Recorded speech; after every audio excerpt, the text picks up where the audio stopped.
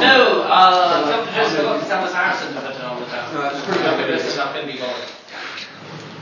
Okay, Frank off. Right. Yes, Paul, give us a slide. What would you need to say? Oh, I can't write the words.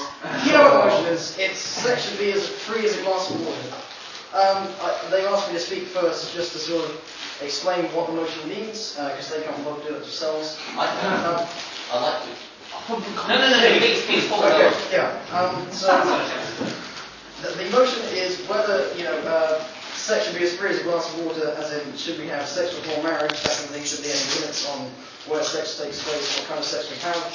In the UK, there's been no limit on sexual practices in private, apart from rape and paedophilia, which I doubt Michael will advocate, since 1967, when the sodomy law was repealed. But there are still limits on public sex and nudity, which Michael may well object to, I don't know. And I'm sure Jeremy will try to say that we should have a stricter law. I think it's a bit odd that we've got these two ladies, considering how sort of experienced the topic at hand. But I suppose that's why we've got me being chairman.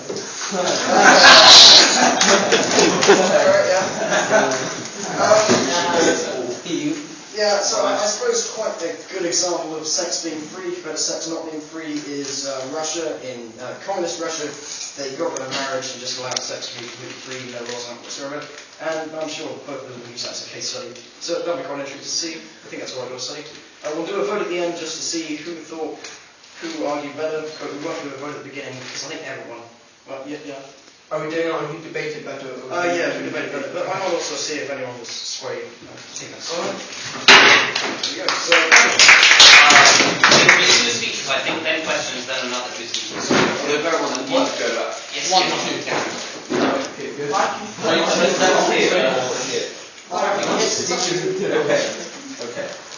Okay. So, should sex be as free as a glass of water? That is the question.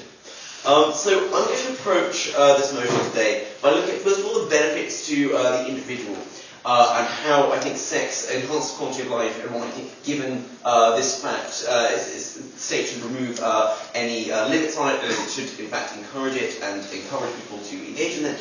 And then I'm going to talk about why I think the model that Joachim is proposing actually creates a culture of misogyny and is actually much worse for everyone involved. So I think we do say that under the status quo we have a culture of abstinence, and there is a general societal perception of sex as something, perhaps not so much in this country, but certainly in America, as something dirty, as something impure. And we've had a new sort of trend of celebrities, such as the Jonas Brothers, such as Justin Bieber, sort of wearing purity rings, sort of this whole thing about not going to wait till marriage, not going to sort of be debauched and sort of indulge in sexual antics prior to the marriage bed.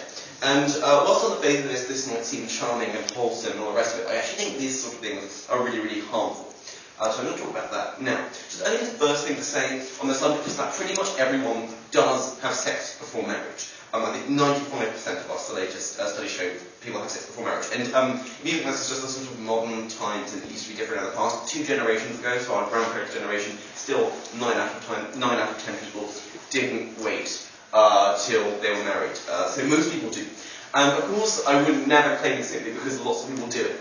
It's the right thing to do, or that makes it a good thing. But I think sex is a good thing.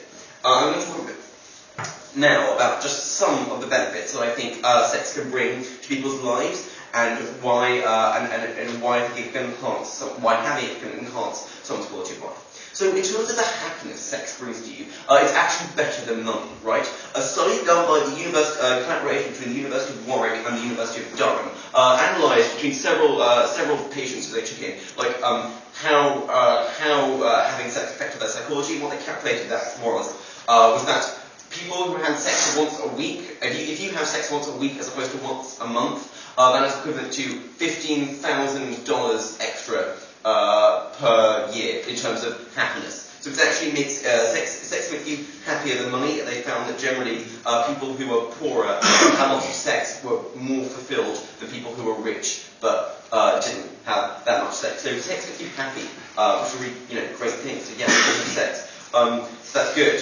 Okay, so let's also think about some health benefits. So sex lowers your stress and blood pressure. So a researcher from a Scottish study of 24 women and 22 men put them in various stressful situations. And they kept, at the same time kept records of their sexual activity.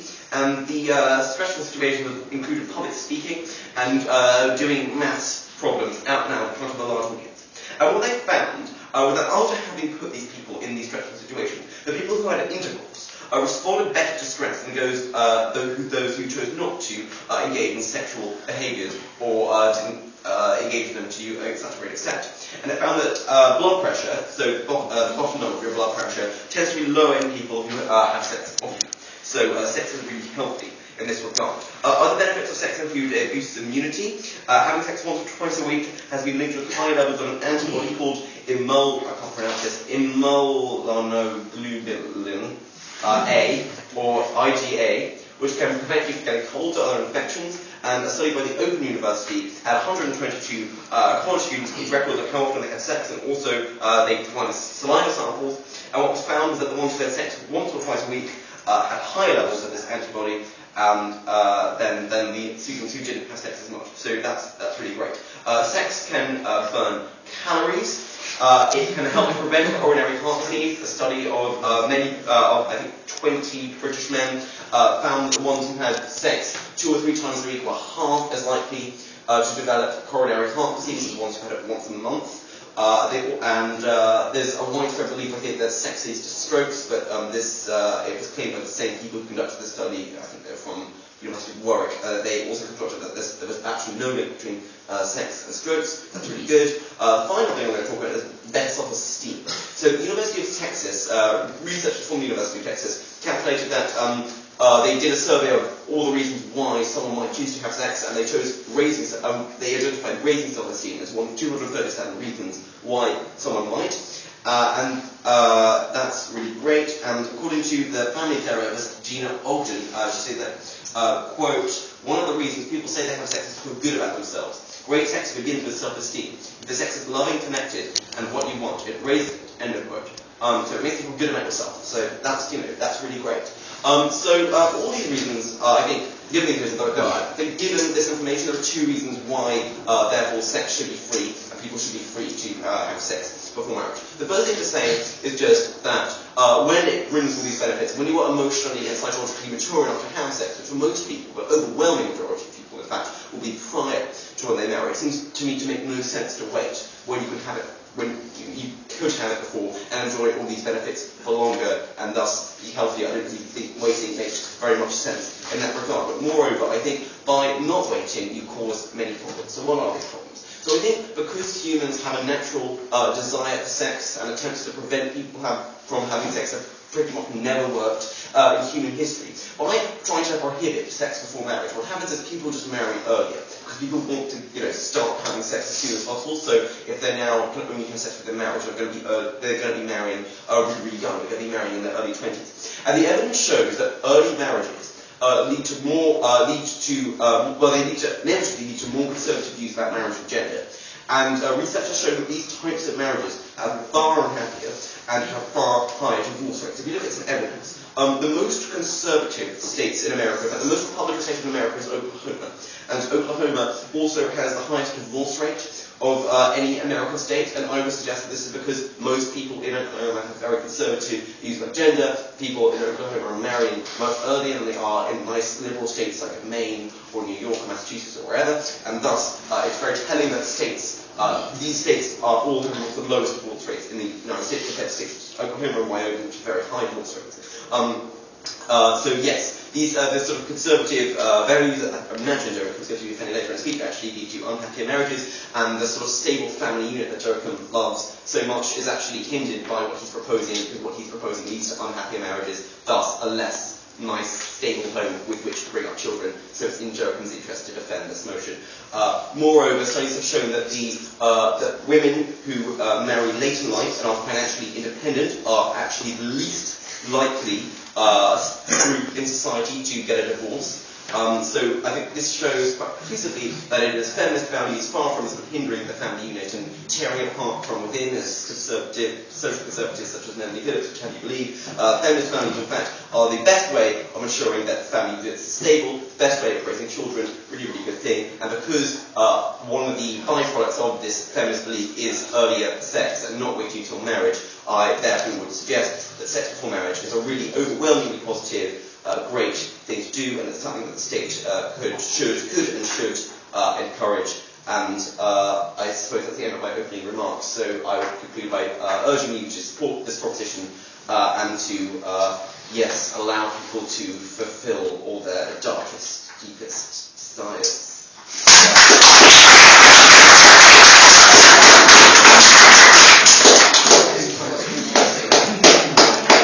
Right.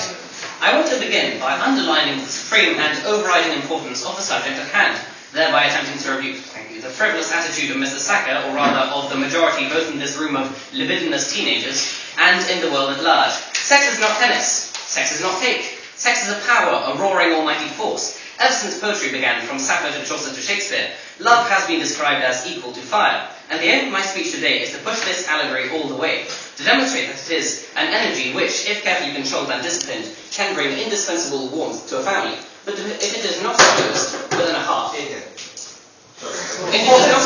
it is not enclosed within a hearth, it can only destroy. Before embarking on a crusade, let us talk about something which Michael and I agree upon. Sex is a valuable thing. Not only is it agreeable, but it is the cement of a relationship, and it can be genuinely healthy. When we split is on the idea of value. Which is better for sex, quantity or quality? My argument is that love must be qualitative, not quantitative. No, well, I think Pentagon's order for this. Yeah, but happen the second bit. Yeah. For this argument, I must demonstrate that the two measures of quantity and quality are mutually exclusive. I will here use the terms of classical economics. The value of something is defined by A, rarity, B, utility. Therefore, if something is more common, it becomes less valuable. If we have sex every day or whenever we please, we will think less of it. It'll just be routine. We will take it for granted. Be that as it may, Michael now thinks to himself. But value isn't what we seek from sex. What we want from it is fun, just like tennis. Having it more often makes us take it for granted, but it doesn't stop it from being healthy and exciting. Ha, now begins the fun.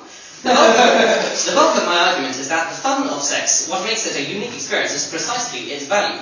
The reason we want sex is not because we need it. Studies carried out in monasteries show that lifelong virgins are just as healthy as sexual people. In fact, women actually tend to be healthier than men if they don't have sex or have it less regularly. Nor is it actually because of the feeling. That is not very different from the feeling one gets from smoking certain types of drugs or having adrenaline rushes. Many chemicals sent to the dopamine sensors are essentially the same things, such as the dopamine itself. No, the reason we want sex is because nature has determined it to be the ultimate act of union and intimacy. Think about it. When two people are having sex, they're as close to each other as they could possibly be, so close that they are physically joined in one flesh. Notice the quoting of Mark's Gospel. They're also totally revealed to one another. They are both feeling the same thing, very pleasant feeling, at the same moment. And they both have the same impulses. They are united, formally, materially, finally, and efficiently. There can be no greater intimacy. This, then, is what is truly good about sex. It is the testimony of love and confidence, of intimacy. A will to be united with this person forever by making two people into one person, by having a child uniting two gene pools into one. Can this intimacy be had without or outside of greater intimacy? By greater intimacy, we mean being united entirely, not just for an instant during sexual act. We can demonstrate that without willingness to be united entirely, sex has no quality.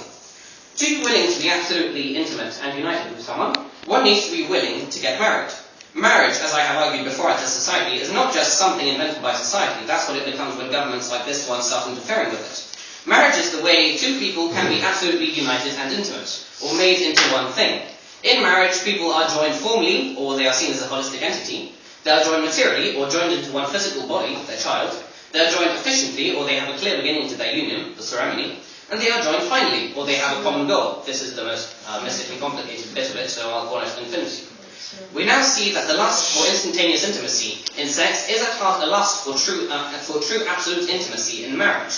This is made obvious if you know your biology. Sex creates children, but it also releases a chemical cocktail such as dopamine and, more importantly, norepinephrine, which bonds you to your partner for a long time. In fact, these chemicals prepare you to have a child if childbirth doesn't occur, and if the chemicals binding you to your partner are dissatisfied, subconscious damage is apparently wrought. Of course, studies in this area are hardly advanced at all, but it is thought that this might be a cause of schizophrenia. As a conclusion, we see that to have sex for something other than the sacred intimacy of a sincere and loving union, marriage, is to devalue sex, to ignore what it is about it that sexual people can benefit from. To treat one of the deepest parts of mankind in the frivolous way presented by Mr. Sacker is nothing more than a teenage form of careless irresponsibility that made dangerous by social amnesia. This actually makes me tremendously angry, so I have a lot more to say. If I have been unclear in any way, please notify me, and I will rectify before continuing my crusade.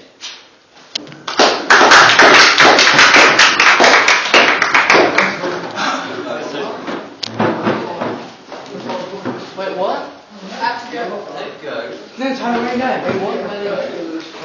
No, you don't, Tyler. Yeah, no, you're lucky. Where's Question.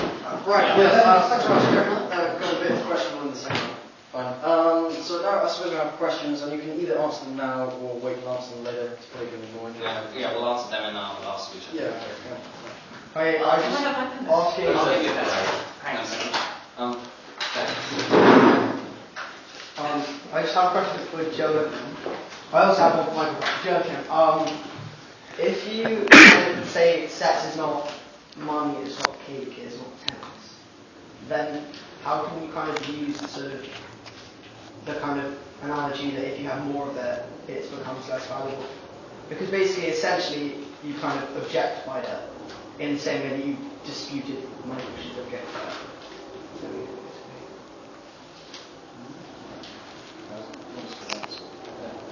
Michael, considering that sex before marriage almost certainly correlates with underage sex. So if sex were only limited to after marriage in society and in law, sex underage would probably decline. Not completely, but a significant amount. Then how can you promote it, considering that underage sex is probably, most of it, people go, oh, I regretted that, I shouldn't have done that. Later, thank you. He doesn't understand. That doesn't understand what you said. So you're saying that if we were to allow sex before marriage, we would have more underage sex than not that? Is that basically what you're saying? Okay. Yeah. I'll reply to that. A point, in fact, 2 points to Joe. So you were talking about how, like, if we have sex only in marriage, then it won't be enjoyed as much because you won't have it as frequently. Well, I think, frankly, firstly, there's a problem in that, like, just as much dopamine or whatever is released every time you have sex. And secondly, marriage is a completely arbitrary thing to impose upon, like a thing to impose in order so that people have less sex. Like, that doesn't make any sense. If you want to enjoy sex more by having it less frequently, then surely you just have it less frequently, not have this, not just say, oh, I'll only have it in marriage, so then I'll have it fewer times, if you know what I mean. I think, joking, I think, Sorry, no. what did you say? No, I know. What did you say? I'm intrigued.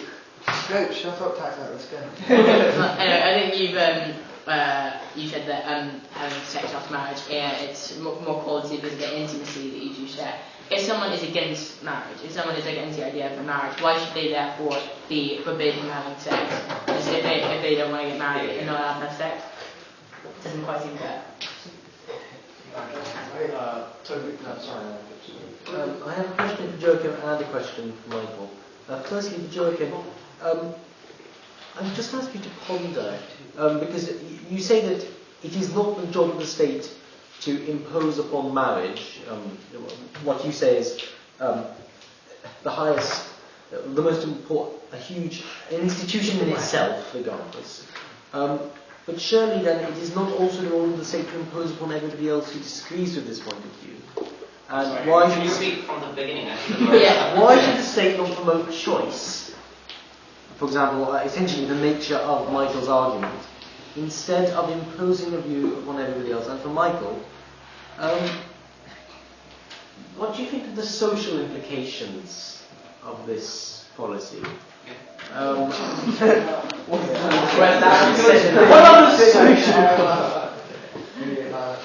Okay, so in Michael's speech, perhaps about halfway through, he mentioned that.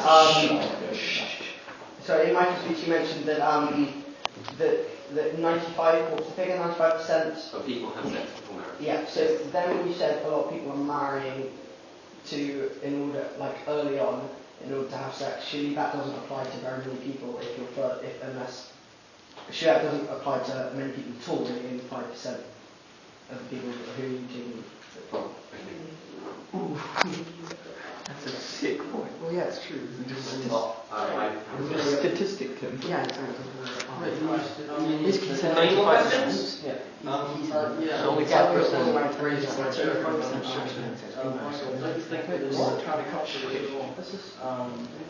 promoting that has produced very high teenage pregnancy rates and everything. How would you know?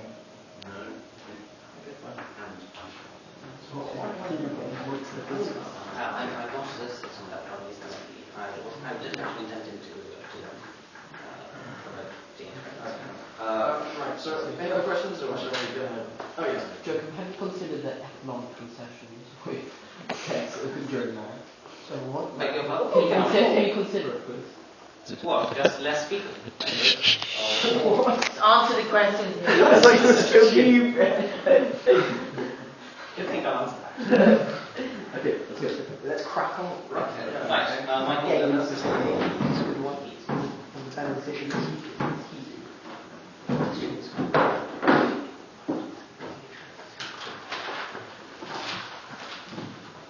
I love to walk down Berwick Street on a Saturday evening and admire all the lovely licensed brothels with happy customers spilling out of these great institutions into the Soho flesh pots on a lovely Saturday night with the smells of Chinese takeaway wafting through the air. And it is from these experiences that I discern that having, in the opposite to what Joachim suggested, that by having sex more often we degrade it and we forget about its importance and thus decrease its quality. I would argue that having sex more often improves the quality of sex. And I'm going to talk about this, and through justifying this, I shall get to many of the points that were raised by the lovely floor, who I look at delightedly now.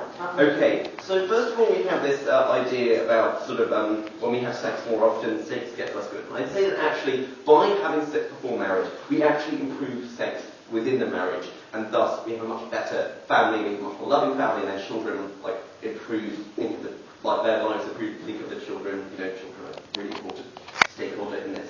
So let's think about why this is the case. So what I would say is that under Joachim's model, I think a natural sort of unintended consequence is that sex becomes something of a taboo, and sex becomes something that people there's an image perpetuated of something being dirty or impure, and this is loads of really bad consequences. The first thing that happens is that people, because it is taboo, people aren't going to talk about it less. People are going to talk about it less. And married couples, couples who are thinking about getting married, are not going to talk about their feelings about sex as much, right? So they're not going to talk about issues such as erectile dysfunction. They're not going to talk about sort of idiosyncrasies or things that they might do in sex, or kind of quirks that they might have in sex that they might otherwise mention and could impede upon the sex in some way. So moreover, perhaps even more harmfully, they don't actually practice having sex. So they don't know whether they are sexually compatible with each other because of the culture that Joachim has created. So what happens when they marry is that they find in a lot of cases, because they've never experimented, because they never really talked to each other about these issues, they find that they are not sexually compatible. Thus, the relationship becomes quite desiccated, and it's not sort of full of passion because they haven't been able to practice. And they don't know about their sort of sexual behaviour and how well they work together, and thus the family life isn't as passionate. That sort of spark of life that formed the child isn't going to happen in the first place because they're not going to be sexually compatible. They're just going to get a divorce, really, really bad. So we're not going to have the lovely stable family units that Joachim and I both want to bring about. And I think actually by having sex before marriage, by allowing couples to engage in discourse about sex and to practice and experiment before their marriage to see how they work together sexually, I think we actually get better, more love, more relationships, more kind of passionate, and we have better family units in that manner. So I think, yes, proposition wins on that front. Moreover, I think another problem created by this is that when we create an image of sex as something that is something that is dirty or impure or something to be ashamed of, people will not have the tools or the inclination to prepare for it effectively. And this is what the point Paul raised about teen pregnancy. I would actually submit that the reason that teen pregnancy rates in America, for example, are so high is because America has this culture of sex being dirty, sex being impure. When we perpetuate this culture, people are going to be less, it goes on the ground, people are less willing to take, as I said, people are less willing to take precautions, people are less willing to use the right sort of contraception, and thus that leads to more teen pregnancies under Joachim's model. Conversely, I would suggest, and I think that instead of this rhetoric about how sex is something that should it's impure unless it's one man and one woman in their marriage bed, etc., we should start to look at sex as a positive decision that people need to a positive responsibility that people need to act on and make themselves responsible by taking precautions. I think that could be done much better under my model. I think that under my model we're going to see fewer teen pregnancies, we're going to see more people having planned before in advance safe sex. That's really, really good. Yeah, you should vote for me. Also, the final thing I want to say about this is that by creating a culture where sex is seen as impure, or when people who are virgins or people who wait till marriage to have sex are seen as pure, that the necessary conclusion we would result of that is any woman who engages in sexual activity prior to marriage, or doesn't marry and just engages in sexual activity with lots of people throughout her whole life, we come to the conclusion that this person is impure. I think that creates a culture of misogyny or slut bashing, which is really, really bad, and it perpetuates Victorian stereotypes about women having to be sort of corseted and look after children and stay at home, which are really, really harmful and sort of oppressive and not good at all. I think that's the culture that we're creating, and I think under my model we're not going to be much more liberated, and we're not going to see this culture of slut bashing, and we're no longer really in need for slut walks in central London, and women will be able to free to sort of wear provocative clothing and not have to worry about getting raped, and that's really good. So you should vote for me on that front as well. Okay, so let's think about some things that were said by the floor. So one point that I really liked was raised by Tata, and one that I just sort of like to reiterate it now. So there are large numbers of people who have Joachim hasn't really thought about. For example, the gay community, who are legally not allowed to get married, and also a large number of people, I think it's around 18% according to opinion polls, so quite a small number, there's still a lot, who dislike the institution of marriage because they see it as conservative or Puritan or whatever other reason they might have, and as a result of this do not want to get married. So on a Joachim's model, gay people, because they're not allowed to marry, and because there should be no marriage sex, cannot have sex, and people who don't want to get married, but are engaged in a loving relationship based on mutual trust and love, but don't want to get married, cannot have sex. Joachim is essentially depriving something like 22% of the population, both with taking into account both the gay community and people who don't want to get married. He's depriving this, like almost 1 in 4 members of the population from experiencing a basic human pleasure. I think it's just cruel, and I think that Daniel raised it earlier. I think it's a really good point, and it's something that Joachim really needs to think about. Then one other thing was said by the floor.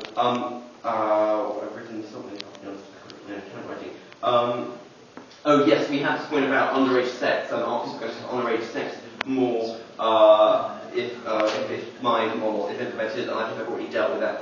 My response will be the same as the response I gave before about teen pregnancies. I think that when we are more open about marriage, when we see it as a really positive thing, people can talk about it more, we can have more discussion about it in classrooms, and when we have more discussion about this, people are going to have better tools with which to take precautions to make sure they do it safely.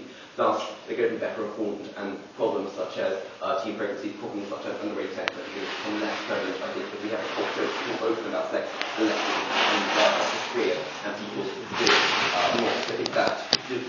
The final thing that we heard was this point made from Milo about statistics and how can you say that if you say that 95% of people have sex before marriage, how can you also claim that people marry very early? And I think that's a slight misunderstanding of my point here, because what I said was under the status quo, 95% of people have sex before marriage, but under Joachim's model, because people aren't allowed to have sex before marriage, we're going to see, because people are so desperate to have sex, what was going to happen on a Joachim's model in the future, sort of hypothetical, is that people are going to see a trend of people getting married earlier because they want to knuckle down and have sex, and the only way they can do that the only mechanism that can use to do that is to get married. So people are going to have earlier marriages are less happy, earlier marriages are more likely to end in divorce, as I've already told you about, which is really, really bad. And when we see more broken homes and more divorces, which is obviously worse for the family unit which Joachim wants to protect, and worse for the children which Joachim wants to protect. So actually, as I said earlier, Joachim, it makes a lot of sense for Joachim with his positions to be defending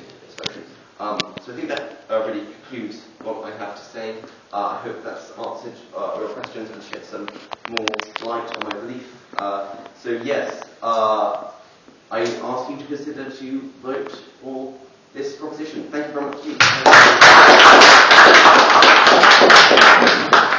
Right, I'll work in reverse order. I'll get through the floor questions and then get to what Mr. Saka said. Of course, the reason is because what he says is such fun, I might take a bit of time. Let's see, I'll start with the toys. Toby, what about choice? I think you're not quite sure what I'm proposing here. I'm proposing that legal stuff should follow this trend, but what the imperative here is social mentality. This is what we're changing. I don't particularly I'm talking about what's right and wrong, not what people want and what they don't want. I know people want to treat sex like cake. It's not. I'm talking about what's true and what's false. This leads me very neatly on to Taktak's point on what if you don't like marriage. I'm arguing that marriage is a good thing. If you don't like marriage, you're wrong. Tough, deal with it. So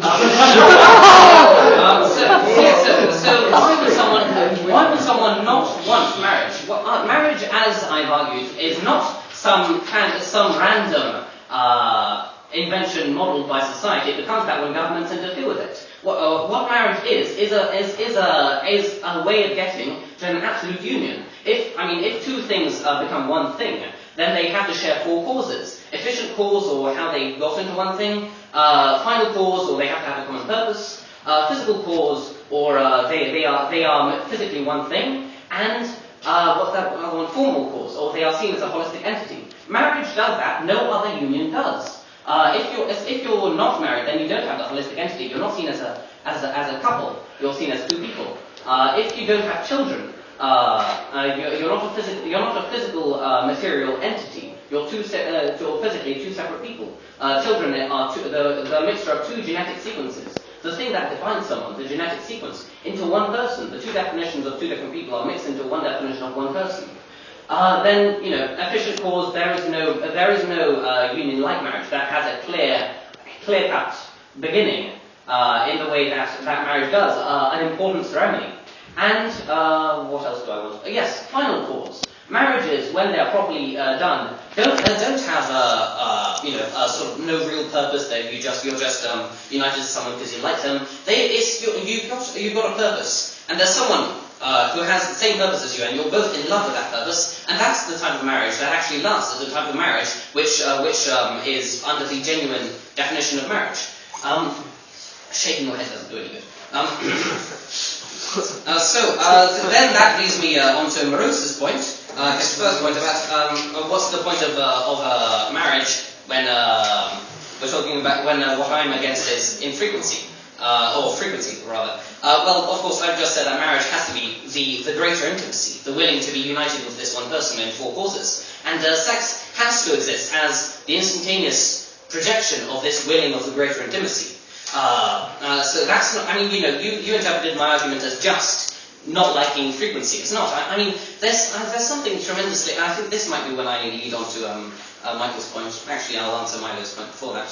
It's not an argument against frequency. It's an argument that the frequency has to happen within a greater intimacy. The small instances of intimacy have to happen, englobed by intimacy itself. Otherwise, it's not intimacy. It's just treating it as tense. Milo, yes, objectification. Yeah. So what I meant when sex is not tennis, sex is not cake, is that let's split sex into two elements. The actual intimacy, the fact that you're as close to someone as possible and so on, and the relatively superficial feeling you get from it. What's pretty much, everyone who's said anything against me, partly you, but mostly Taktak and, no, you haven't said much, have seen, is that the only thing that matters about sex is the feeling, the release of dopamine. It's not. You can get that feeling from jumping off a cliff, or a similar feeling, but adrenaline rush. the chemicals that are genuinely involved in what sex is really about, what it makes it unique, things like norepinephrine, are things that bind you to your partner in a way that nothing else can. That's the special thing about sex. It's so objectifying it and saying it's no different from money or is not true. What's special about it is its value and its intimacy, not the fact that it feels nice or its utility. Right, so on to Michael's point. Now begins the fun. Michael seems to be working on an absolutely fundamentally false thing, which I've noticed he used several times before when talking about conservatives such as myself, Melanie Phillips, I remember yesterday, is that we don't like the people whom we talk about. Melanie Phillips, when discussing how women should be treated in society, he interpreted it as being misogynist, despite the fact she's a woman. Yes, then that's the thing. People who are conservative, people who are restrictive about what to do and what not to do, don't hate these things. They very much like these things. And I have said many times that sex is an amazing thing. It's a unique thing. And Michael is not recognizing what's unique about it. It's not about me being Puritan saying all valuable things are bad. It's about him being impuritan and saying we shouldn't see what's valuable in something. So I completely agree that sex is very healthy, cholesterol things, although sex when you're young, sex from teenage sex, which Michael doesn't seem to prohibit, by the way. When asked about teenage pregnancy, he doesn't say that his type of mentality stops, doesn't... No, I think we would have that.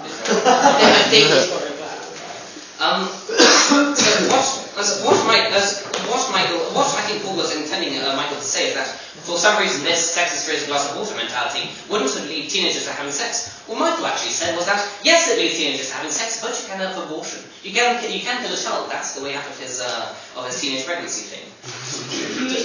Sorry, I know I'm supposed to be observed, but don't you think Michael should have this come back on that? Chairman, you decide? Yes. Do you really want to? No, I wanted to butt Yeah, in but many times. Joe didn't get a chance to do it. Okay.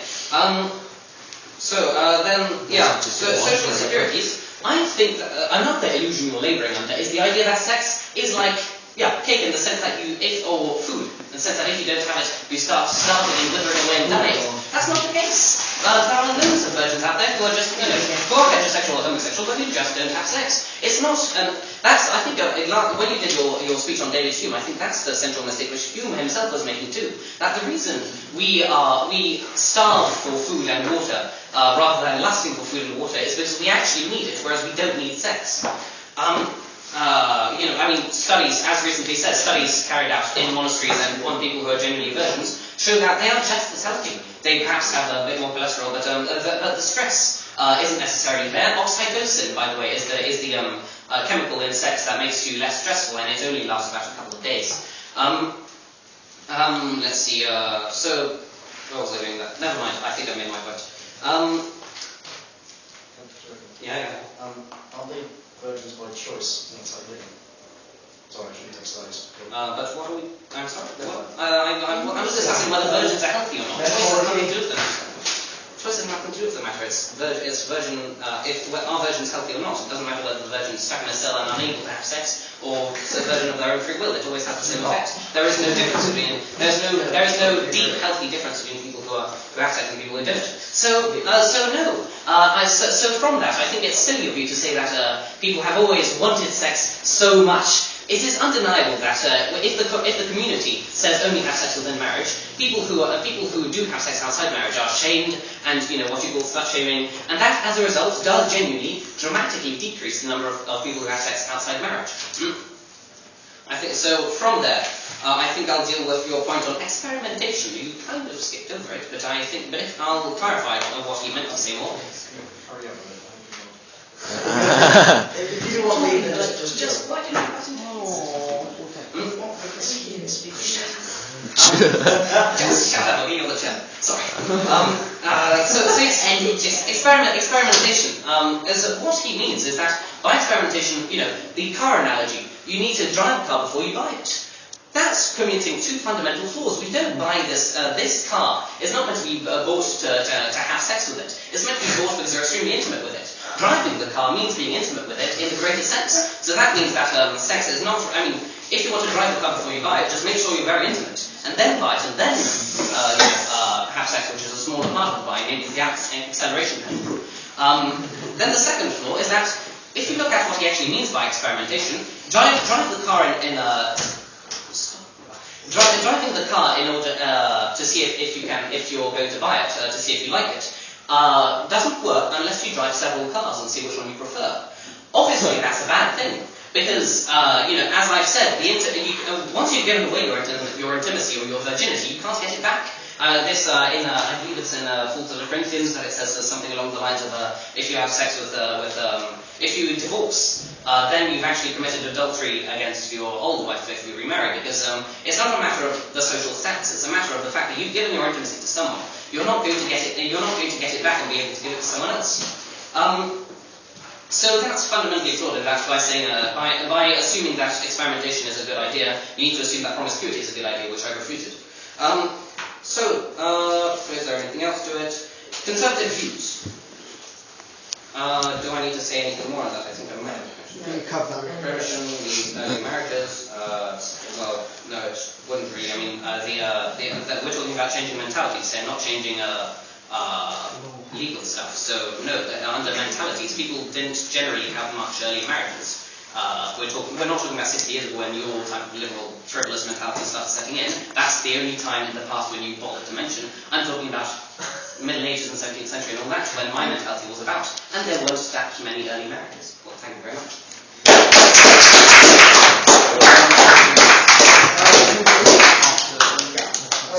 It's there somewhere. The other one is fine. Okay. Let's vote. So, do we do vote? Was anyone persuaded by any of these? Yeah. Really? Oh, to which side? Well, I started with him. I was really interested. So, mine. That's And you? Well, I used to do him, but now. Really? I'm flattered. Right. What did you do? I swear from him. I said from him. Oh, right, so you switched the other way. John, did you switch the other way? I was abstaining at the start. I'm with Michael now. Do you just do a vote? Yeah. Just vote. Who thought that Jurgen did better? So that's 3. Presumably, who thought that Michael abstained? Who's abstaining? Oh! 3. Oh, wow. Right, There's 2, because he voted twice. He didn't vote twice. He said he wasn't swayed. Oh. So, what's it? Oh, it's not time. Sir? Yeah. Yes. I'm Please, Chairman. Right, Mr. Chairman. Chairman, like Launched 2 winners yesterday. He's already demonstrated bias there. Yeah, I have. Yeah, he has. Okay, who abstained? Who abstained? Those two. Make a choice. Okay, why do you abstain? Because both were very high quality. No, That's not true. Not true, come on, man. Just think about the central issue. Yeah. Think about how well they would Because there has to be a winner. It just makes sense. You can stop the philosophy. The whole point of dialectic is that you can't just have a winner, okay? There has to be a winner. If there's an argument, you can have 2 winners. Everybody wants. Right. Chairman move. Someone vote. Alright, this guy votes for Joachim. No, this guy votes for Michael. Yeah, no. no, he came in late, and he's extremely liberal. Exactly.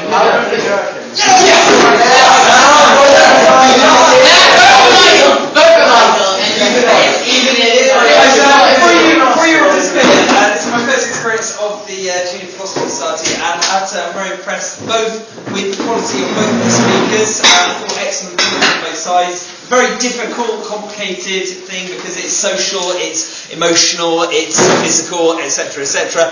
And also, I was impressed with the quality of the points made from the floor and the questions asked. I thought you were clearly listening very carefully. You considered this fantastically important thing on both sides, and so very well done, and that was very enjoyable. So thank you very much. Joking, got everything wrong.